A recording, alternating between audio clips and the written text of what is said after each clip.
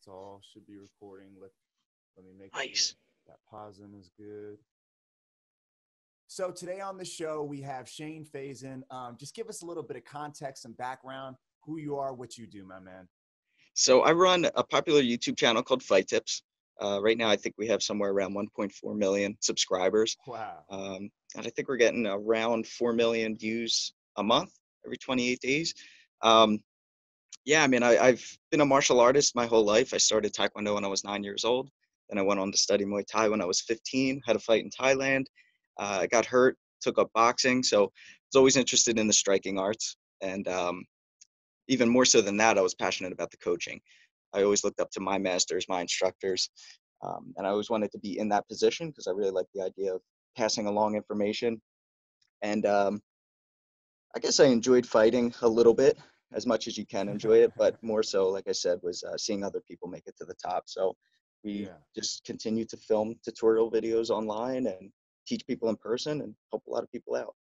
And I really like the idea that, I mean, I've basically gone through a very similar process of like, I just want to challenge myself and be able to tell people like, I know what you're going through, like I know how you feel, bro, because I've Yes. done this, I've been there. So it's like your whole coaching. I feel like coaching for me, it's necessary to know what these people are going through, so you know how to manage, the stress of the buildup. And you really have been able to document all kinds of stuff, man. And you're not just like some fake guru teaching but never actually experiencing. Yeah, I mean, you get the haters out there, you get the skeptics, and I totally understand. And I even recommend that. Like, you should take everything with a Mm-hmm. grain of salt because there's Mm-hmm. stuff out there that people teach that isn't good. It's not sound. And I want to make sure that what I teach, I don't invent anything. I didn't come up with anything new. It's just stuff that other people have taught me or Mm-hmm. stuff that I've studied and seen work in fights. And I make sure, yeah, like you said, I've tried it in person or seen it work before I go out and teach those things to people. What's your end goal? What do you want to do at the very end of this? Well, the three words that we always follow when we're about to film a video or come up with ideas for a video or work on the next project is make people better. Does this video make people better? Does this project make Mm, people better? Of course, we have to make sure that it's entertaining, people enjoy it, people like watching it. yeah. But at the end of the day, yeah, it's really about, we do a lot of anti-bullying stuff, um, self-defense, women's self-defense. So there's evil people out there. The world is an uneasy place, and we Yeah. really just want to try our best in any way possible to provide free content to the masses to make people better. How long have you, like, when did you first put out your, very first YouTube video? Uh, I guess that was like at the birth of YouTube. It was like 2005 because when we started, Fight Tips was there was a message board. It was like a big forum, and we Yeah. had martial artists and weightlifters and calisthenic guys on there, and we're all just sharing information. Mostly text. Every once in a while, people would upload pictures and videos and guides and stuff like that. Um, and a lot of people on that forum are like, Shane, you should share some of your striking Mm. um, tutorials and tips and stuff that you learn at the gym. So I was doing that at first on the website, and then this thing called YouTube came out. I was like, oh, I'll save on bandwidth and I'll start uploading to this site. And that was in, yeah, around 2005. And they were very simple, basic videos, crude backyard boxing or It just was in a like park. 240p videos. Exactly. Yeah, yeah. And and I'm standing there 15 years old, monotone. What's going on, guys? Shane here with my strong Philly accent. Um, and I go back and I watch them now and I cringe, but they're the information still is solid, which I think is funny. You bring me Um, to a very good point. I sorry to interrupt you, but like starting, I think so many people want to be like where you're at now in the very beginning, like the polish, all the experience that goes into it. It's like, would you just encourage people just to start, man? Like, who cares what it looks like now? Absolutely, dude. Absolutely. I say that all the time because now that YouTube's growing and people are saying you can make a living out of it, everyone's Mm-hmm. like, "Oh, I'll start a YouTube channel," and I'm like, "Do it!" Like, don't say you're going to do it, just do it. Just start Yes. uploading. Fail quickly. That's the one thing that I still follow to this day. Is like, even if I'm hesitant about the video, I'm like, all right, well, A, does it make people better? B, is it good quality? And C, is the information on there good Yeah. that people will, because you're so worried. And I know guys out there that are like, I want every video to be a viral video. And then you get Yeah. stuck on that and you spend too much time on a video or too much Yeah. thought and you criticize. But it's like, dude, just do it. Just go out there. And you're right. Like when starting is the hardest part, but just make a schedule and stick to it no matter what.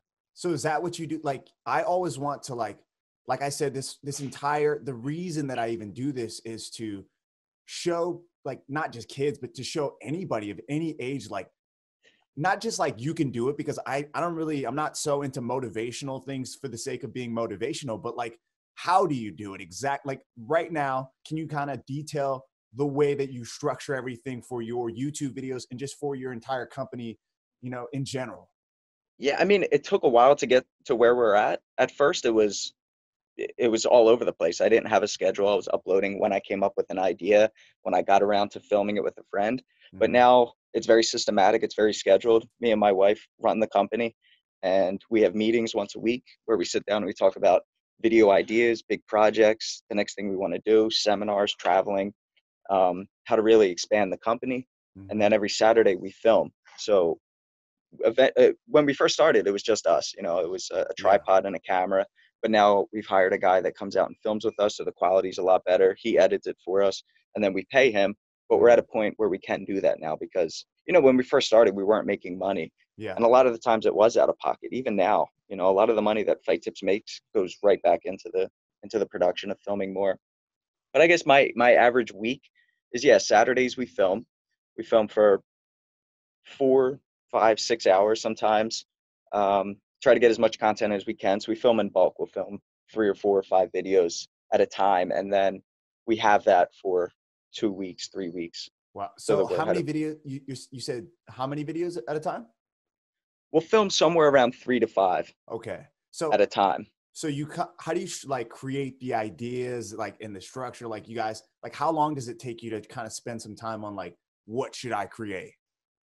That's tough. It's tough. And we were just talking about this yesterday, actually, where you have to spend time on the creative. Like if you're just Mm-hmm. doing the grunt work, if you're just Phoning it filming and in, phoning it in. A yeah. lot of people don't really, they're just like, whatever.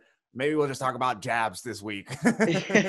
Yeah, you're right. But I mean, that stuff is also good too. Like when I was talking about how people get addicted to trying to get that viral video, Yeah. sometimes it's just doing simple things that's really easy to follow, and that's the Yeah. things Yeah. that people want to see. It doesn't have to be the super crazy advanced fight move or, Yeah. Yeah. and you could translate that to anything, not even martial arts, but it does. Mm, There's more people that are at a basic level than there yeah. is the advanced people. So sometimes you have to keep it simple. That's exactly why I even conduct these interviews, because it's like, so many kids have the passion, they've got a passion for whatever they do. And they're just literally like, it's not, a lot of people are like, just start, but they don't even know where that is. Like, what do I do? Upload a video? Where is the start? Do I create Right. a video? Like, am I going to Twitter? Should I find a certain platform? Like, what platform should I find? And True. it's like, everybody like tells me to start, but I don't know where to start. So like, if you were like, let's say you're 15-year-old Shane back in Philly, but you're 15-year-old Shane in today's landscape, where do you go if you want to become the Shane that you are right now in the amount of time, Yeah, it's funny you put it that way because when you started asking that question, I was going to say pen and paper. Like Mm, just even though, and then you said in this day and age, but still, like I have like 4 notebooks that are filled up at all mm, times, and I'm always buying new notebooks just because, or I'm doing it in my phone. Like an idea will yeah, pop into yeah. my head, and I'll just start writing. But that's what I would recommend, even for beginners, is like, dude, draw the template of a Mm, YouTube channel and draw in what you see your banner looking like and what you see the thumbnail of each video looking like. Because mm, that was the one thing that my wife taught me. She went to school for marketing. Is we really have to brand the channel. Like if yeah, we want to be a successful, serious company, then we need to start acting like one. yeah. It needs to be color coordinated. We have to have a text that follows throughout each video. Um, A consistent even the theme. structure, even the structure of the videos, the way that we film them has to be similar because it's YouTube is now the next TV, Yeah, so yeah. it is a channel. When you talk about a YouTube channel, it 100%. really is. Like we have series, we have the Fight Like series, we have I mean, I we would did. even argue that your channel has way more views than many TV shows that have, million dollar productions.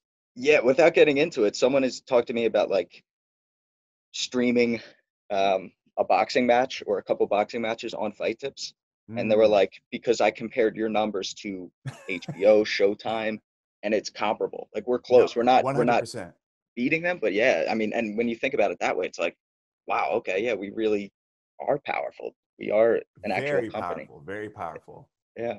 like what are some of the like highlights of like just like you've got to meet some awesome people. Like, do you feel like sometimes this is like this shit's like like crazy and surreal? Yeah, it definitely. And I have to consciously take a step back sometimes and be like, this is amazing. I'm living my childhood dream. Yes. I think it was when I met Boss Root and did a video with him. I was like, this is it. This is the pinnacle. I was I've literally done it. thinking of that too. I was like, what must it have been like to be like put in a choke by Boss or like just be there, and that guy's like, you're just like, this isn't fake. This is who Yeah. he is. Like, this is all actually not just like what you see on TV, and then maybe he goes off camera and just is a completely different guy. That's Boss Rutan. So it's like, it's amazing, man. And like, name some of the other like awesome moments of people that you've met and been like, whoa. Josh Thompson, I've become really friendly with. Like, even just Wow. saying that, like, I'm really friendly Mm, with one of the best, arguably, MMA fighters. yes, for Um, sure. uh, meeting Fedor, meeting all these fighters. Now that I'm working with Bellator too, I'm meeting all these guys all the time. Yeah. And it's funny because, like I said, I have to actually take a moment and be like, this is amazing, and live in the moment, because I Yeah. do get caught up sometimes. And I get super nervous meeting these guys, Yeah. and it's like, Yeah. I gotta give myself a pep talk and make sure that I do it right on the first time, because I don't want to Yeah. waste these fighters' time. But, Yeah. like, I really, it's an amazing life. I really appreciate it. So, with all that considered, it's like, how do you like when it becomes normal, are you gonna just be like, is that gonna be cool? Is that gonna be a weird feeling that like, oh, this is all just normal now? I don't know. What does that mean? It's like, I'm a part of it. That's what I'm starting to Yeah, realize now. Is like, you are. yeah, which is amazing. And that's the surreal part. That's what's hard to wrap my mind around, because even when I meet, like, if a fan will come up to me and they'll be nervous to talk to me, I'm like, Yeah. I'm just a kid with a camera. Like, I still see myself as that 15-year-old kid. I'm like, why, you can't be nervous around me? I mean, So the fact that you brought that up, you still see yourself as that 15-year-old kid, it should inspire a lot of kids to be like patient, because you would be surprised that in 10 years that you still feel the same, like I still feel like you're saying, I'm 25 now. I still feel relatively young, like 15. Like I know more stuff. I'm more experienced. My wrinkles have gotten, more noticeable, but I still feel like that 15-year-old kid, maybe more passionate because now I actually can go do stuff. I can go out there and people kind of treat me half seriously now. dude, I think that's important to keep that, to stay a kid Mm-hmm. inside, because the creative, the imagination, the Mm-hmm. passion, I think we tend to lose that when we get older, because we enter that rat race Yeah. and we start building other people's dreams. So you really, I think it's important that you hold on to that. And then the other thing too, you saying that, when we were younger, I remember thinking like our parents or adults knew everything, Like they had it like, all together, man. yeah. And now when I sit down and have a beer with my dad, I realize, oh, you're still figuring it out too. But Yes. that's comforting to know that. It's like, okay, 100%. you never figure out all the answers. You just Yes. keep going, and you roll with the punches and fight the game of life. Do you feel like I remember talking to you or even seeing some stuff about sparring, like is that like I feel like that's crazy too, right? Like being able to spar some of the best guys in the world. Yes. Yeah, it's brutal too, and you really start to see levels of skill and There's talent levels, dude, for sure. with, Like what was the craziest moment you experienced through all the sparring? man, I've had a couple. Sparring with Gaston Bolanos, the Dream Killer from CSA Gym. He caught me with 2 leg kicks. That's all it took, and I was like, I can't keep going. And then I had taken a groin shot before sparring him, but even still, I was like, my stomach's so upset from those leg kicks. I had to go into the Yes. bathroom and puke. I It's was like your throwing your up. your entire central nervous system was like, what was that Yeah, pain? yeah, and it's like, getting a dead leg like in grade school where you punch someone in the thigh. It was like Yeah. that times a million in the exact same spot, like his accuracy. And that's when I say levels, like, it's Mm, not just power or speed, it's them knowing to hit the same spot twice and having the control to do so. the And then sparring with setups, Chris man. Algieri. Yeah, and setups. Yeah. Yeah, that Chris Algieri video, man. Like, how was that? That, you He's know so what? smooth still, man. It's crazy. I'm telling you, and controlled too. Like, he was landing overhand rights on me where, looking at the footage afterwards, I'm like, if he had put a little bit on Oh, that probably would have knocked, 100%. I would have been on the ground. But I was, it's funny too, like, you can read my lips at certain points. I'm like, Thank you, Chris, for pulling that punch. uh, Yeah, like that guy. I mean, you got to think like that guy's been in there with Pacquiao, Prodnikov, like and like just. I mean, even Errol when he's getting Spence, yeah. knocked down, man, like when he's getting knocked down, you see such heart, determination, and skill throughout. Like he never really breaks composure, even if he loses. And were you able to get some of that rub? I feel like just being around some of these great people and interacting in that kind of setting, like, did you feel like your game just improved instantly? Yeah, absolutely. Absolutely. And he's got crazy stories too, like battle scars and his hands all warped, his fingers are all bent up Mm, from sparring with Marcos Maidana and all the training camps and fights that he's been in, punching people in the top of the head by accident. But yeah, and it's funny, you touched on it briefly, but the mental aspect is huge. Like these mm, guys are at the top for a reason because of their skill, but also because of their mental strength. And right now, because he's most popular, Connor is the best example of that. mm-hmm. Someone Yes. who, because I personally, and I'm not knocking him in any way, I'm a big fan of him, but his kicks aren't the best. His No. punches are great and very Especially his Muay powerful. Thai style kicks. They're not very good. His Yeah, roundhouse low Muay Thai, like Joseph Valtellini, Gaston Blanos, like those are really great examples of like how to low kick, Nong O, you've got so yep, many people that are like, oh, but the thing that I've always brought it to is I would rather be like Conor McGregor with really good hands than to be like a Wonder Boy, even though I love Wonder Boy. Some people are going to criticize me for that, but the space, it's so easy to put my jab, my left hook on your head rather than bring my kick all the way from the ground to your head. It's right. so easy just to touch this. And one little tap left hook, that could be, all she wrote. Exactly, exactly. One of the things that we were talking about too yesterday with a bunch of my friends was how it seems like nowadays and the way that MMA has evolved into what it is, a Mm-hmm. lot of these fighters are a jack of all trades, Yeah. but no one is really a specialist unless you're really big. And you think about the Mm-hmm. guys who are really good and successful, like Connor has that left hand or is boxing overall. Um, Trying to think who else who's at the top, like even Damian Wonderboy is a good Maya, example. The grappling, exactly. But then I was like, what about Sanchai? That's a guy who seems like he's really good at everything and just sees everything coming For and is good sure. at adjusting his strategy along the way. So, I I mean, you would just imagine if Sanchai could download a jujitsu black belt, like what like the that guy could Matrix do. style. Oh, Oh that guy man, would just, I mean, what he does striking wise is very Matrix like. It seems like, how spiders have like almost like they're psychic in a way. Like it's like they can feel a threat before the threat even knows to react, yes. so it's like, it's crazy. I feel like he has some of that. But even then, you start to see Sanchai look normal in some sparring sessions or some fight sessions. So it's like Hmm. really nobody's untouchable, You're like, wow, it brings it back to that. It's true. It's true.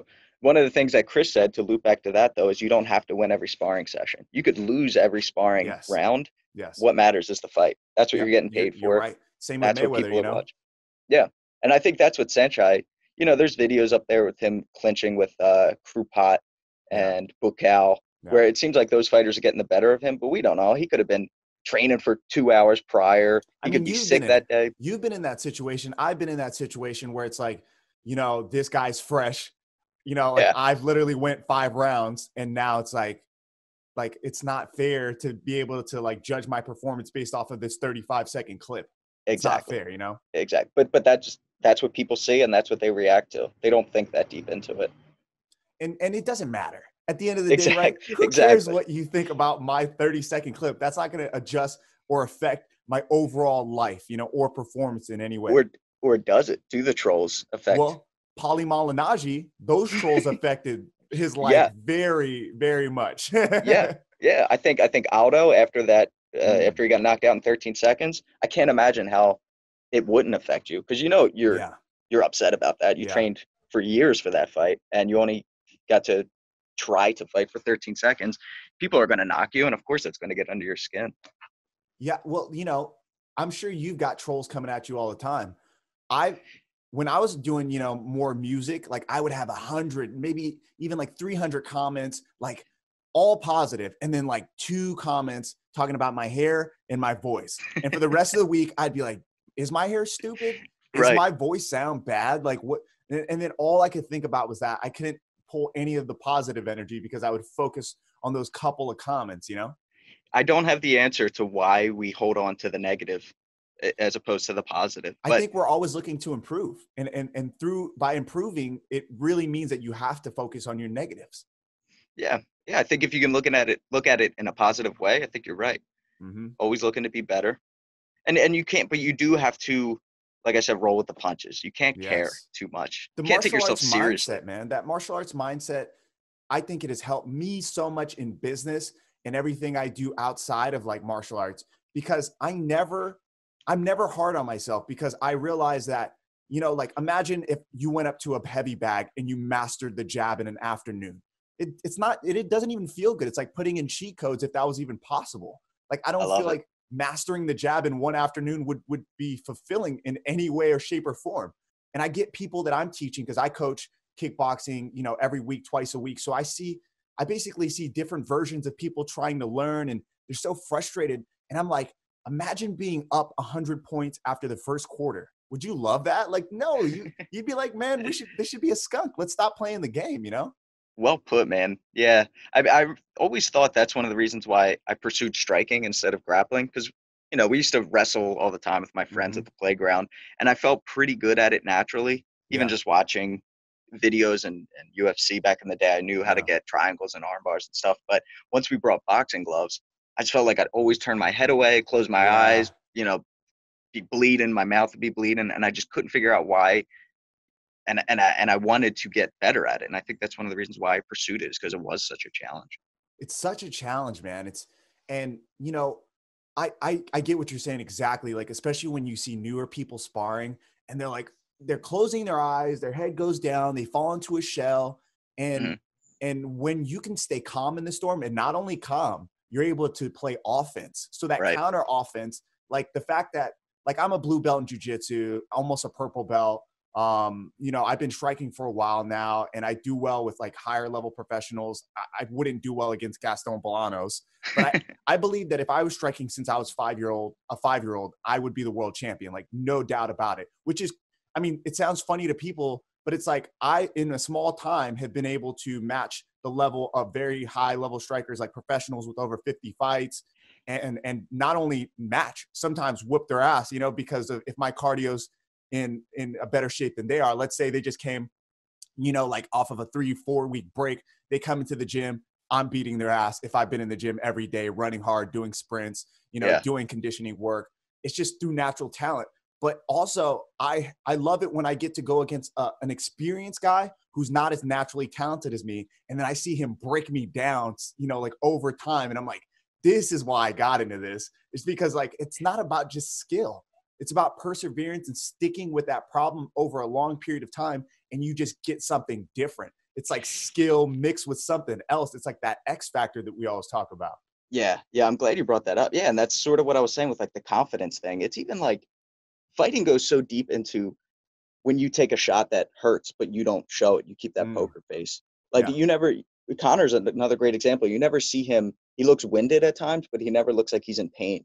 But he Hmm. takes some crazy shots to the Hmm. legs, to the body, to the head. But if you can keep that poker face, it gets into your opponent's head. It's like, man, I can't hurt this guy. I just hit him with Yes. my hardest shot. And then that starts to break you down. Unless that person can have a certain mind frame of like who I'm standing in front of is a robot.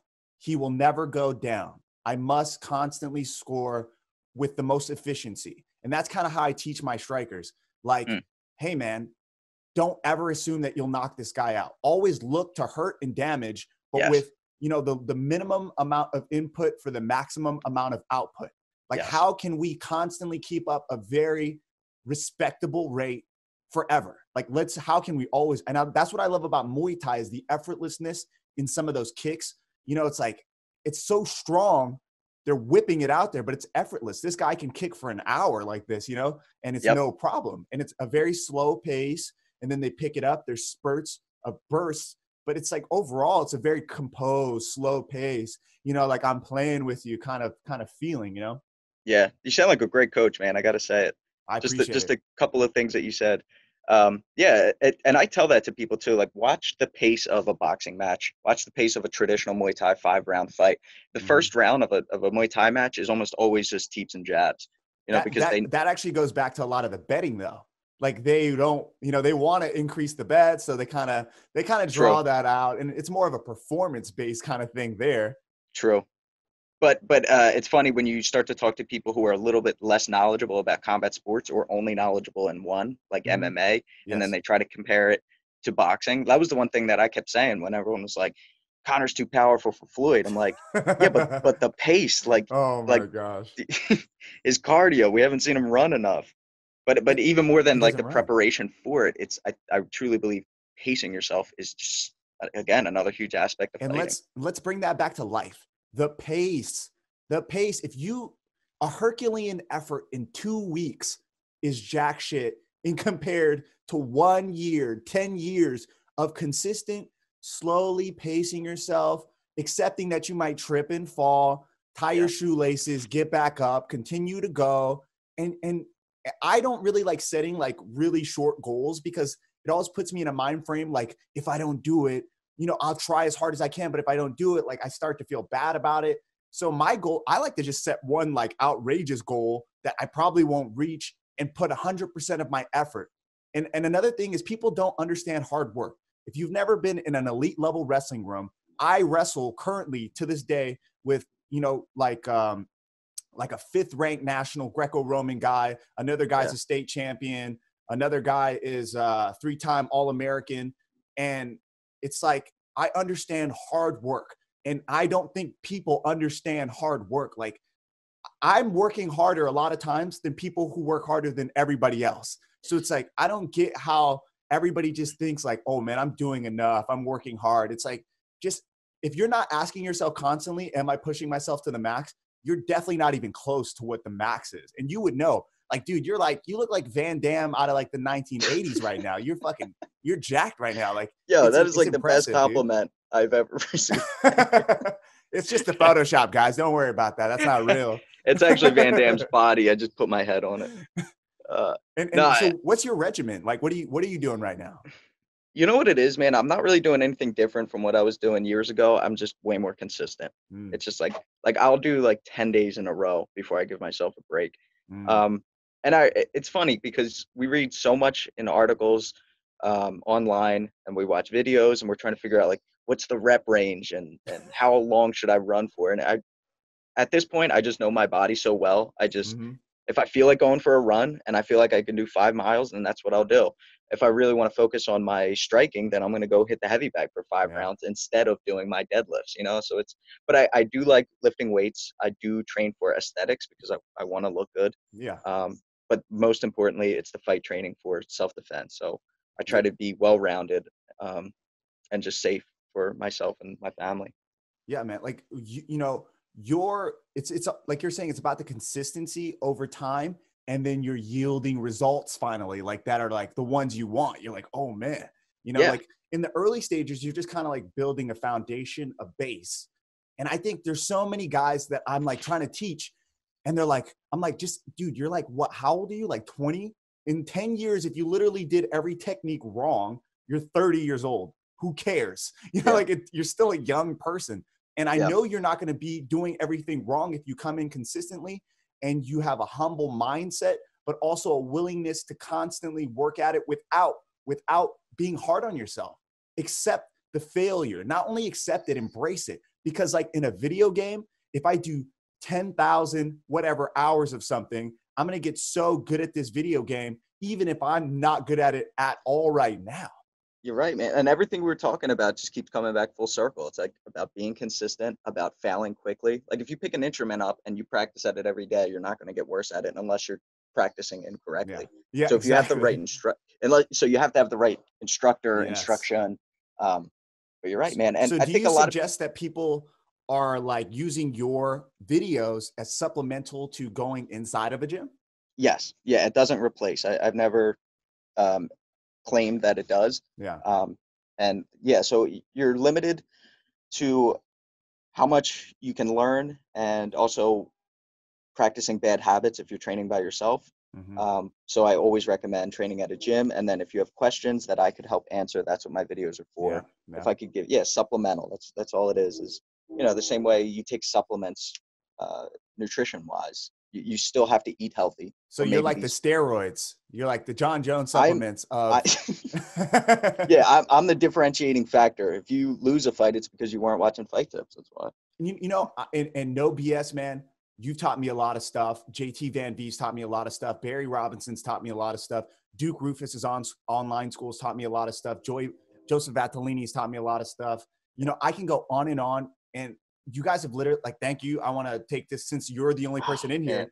Thank you for saving at least a couple million brain cells, because like a lot of the things that you have said, I believe in, and then taking from all these other avenues, now I've created what's uniquely mine, because it's also filtered through the way that I perceive the world. That means a lot, man. That's why I do it. So thank you for That, showing appreciation. That's awesome. like, for real, man, like what you're doing, I know that, like if you just change one person's life, but you're changing many people's lives. And I think it's awesome thing, because it's like, we can see your passion, we can see how you're doing it. And how's business? Are you making more money than you've ever made ever? Yes. Because that's what we Yes. all want. That's what we're all worried about. Yeah. I guess it's old school, but I don't throw numbers out there on how much I Oh actually no, make. yeah. But we're doing well, my wife and I. Yeah. And so It's cool. can you see the projection of the future doing even better? That's the goal. And I'm gonna work to make it happen. Dude, That's the only thing stopping that from happening is me and how much work I put into it. 100%. So as we wrap this up, I want to ask you, what's one piece of very practical advice, like, that if I wanted to become a YouTube content creator, what I should do? Just like one piece of real practical advice. I don't know. I feel like I always say the same thing on every interview and podcast that I do. So let me think of something different. Yeah, give me something else. I don't Yeah. want that shit. Yeah, I want to give you something unique. One of the things I was thinking about that I never got to say was, I feel like a lot of people are into like, or just want instant gratification, whether it's martial arts or the musical instrument or success in life or your career. And I don't play the lottery. Like I Yes. don't gamble. I don't do anything like that because I want to earn my money. Mm-hmm. And I think it's really important that you enjoy the process. Again, we were talking about living in the moment. And I think that's the trick is everyone sees the end goal and they get obsessed with it. And if they don't reach it in a week, in a year, 10 years, they give up on it. But if you can enjoy the process to get to that end goal, that's the secret to life. That's what's being happy. That's awesome, man. And if you can you can ask any question, whatever question you want to ask, do market research, ask a question, and I'll have, and people can answer. So whatever you want, just ask away. Huh. Oh, that one I got to think about. What are some other questions that people have asked on your podcast? I've never asked anyone to ask a question, so you will be the first, which is awesome. I'm trying to think, should it be like abstract or should it be? I would use it for market research. Yeah, I know. I'm trying to think like what kind of videos would you guys like to see? But no, I ask that all the time.